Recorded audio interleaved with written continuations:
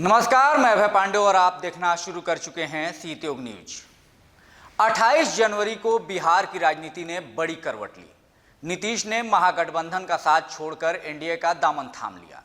29 जनवरी को 8 मंत्री के साथ उन्होंने 9वीं बार मुख्यमंत्री पद की शपथ ली। इस महीने की 12 तारीख को विधानसभा में बहुमत साबित करना है। इस बीच राजद लगातार कह रही है कि बिहार में खेला होगा, जिसे लेकर बिहार की सियासत देश भर में चर्चा का विषय बनी हुई है। कोई कह रहा है कि नीतीश की बाजी पलट जाएगी और एनडीए सरकार अल्पमत में आ जाएगी, तो कोई कह रहा है कि लालू तेजस्वी का दांव उल्टा पड़ जाएगा और उनके विधायक टूटकर एनडीए में आ जाएंगे। तमाम तरह की बातें हो रही हैं, तमाम तरह के कयास लगाए जा रहे हैं, लेकिन आज हम जो आपको बताने जा रहे हैं उसमें एनडीए सुरक्षित दिख रही है और राजद को बड़ा नुकसान होता दिख रहा है। दरअसल 243 सदस्यों वाले बिहार विधानसभा में बहुमत के लिए 122 जादुई आंकड़ा है, जो फिलवक्त एनडीए के पास है। बीजेपी, जेडीयू, हम और निर्दलीय मिलाकर एनडीए के पास कुल 128 विधायक हैं, जबकि महागठबंधन के पास मात्र 114 विधायक। पहले चर्चा थी कि जेडीयू के 17 विधायक राजद के संपर्क में हैं, वे खेला करेंगे। फिर कहा गया कि विधानसभा अध्यक्ष अवध बिहारी चौधरी, जो राजद से ही आते हैं, वे खेला करेंगे। तमाम तरह के दावे किए जा रहे थे, लेकिन अब दाव उल्टा दिख रहा है। जानकारी मिल रही है कि आरजेडी के 2 विधायक नीलम देवी और चेतन आनंद टूटकर एनडीए में आ सकते हैं। अब सवाल यह उठता है कि चेतन आनंद और नीलम देवी को लेकर ही क्यों कहा जा रहा है कि वे एनडीए में आ सकते हैं, तो इसके पीछे भी एक बड़ी वजह है।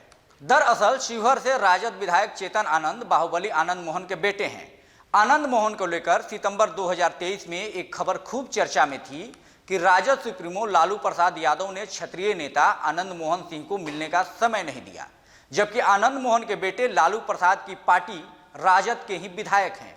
दूसरी तरफ सीएम नीतीश कुमार दूसरे प्रदेश से लौटकर भी आनंद मोहन के घर शादी में वर वधू को आशीर्वाद देने पहुंचे। राजद फिलहाल सत्ता से बाहर है और नीतीश अब भी सत्ता में।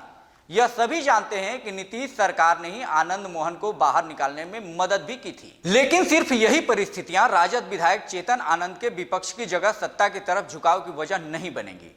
पिछले दिनों सुप्रीम कोर्ट ने आनंद मोहन की रिहाई की वैधानिकता पर केंद्र सरकार से हलफनामा पेश करने को कहा था। इस हलफनामा की एक लाइन क्या कर सकती है, यह अंदाजा लगाना मुश्किल भी नहीं। इस बारे में चेतन आनंद या आनंद मोहन कुछ कहने को तैयार नहीं, लेकिन 12 फरवरी को जरूरत पड़ी तो बहुत कुछ कर सकते हैं, इससे इनकार भी नहीं किया जा सकता। अब बात नीलम देवी को लेकर करते हैं। तो जब बिहार में 28 जनवरी को महागठबंधन की सरकार खत्म हुई और एनडीए की सरकार बनी, तो राजद के एक पूर्व विधायक के आवास पर खूब आतिशबाजी हुई। वह आवास था पूर्व बाहुबली विधायक आनंद सिंह का। अपराध साबित होने पर उनकी विधायकी छीनी तो पत्नी नीलम देवी राजद से ही विधायक बनी, जो अब भी विधायक हैं। फिर भी आनंद सिंह के आवास पर जमकर आतिशबाजी हुई। आनंद सिंह भी भूमिहार हैं और जदयू के पूर्व राष्ट्रीय अध्यक्ष राजीव रंजन सिंह उर्फ ललन सिंह भी, दोनों का क्षेत्र भी लगभग एक ही है। क्षेत्र की लड़ाई तो थी और है भी। कहा जाता है कि जदयू में ललन सिंह का ताकतवर होना भी अनंत सिंह की नीतीश या जदयू से दूरी का कारण रही है। ऐसे में जब ललन अब कुर्सी से दूर हैं, तो अनंत सिंह भी सहज।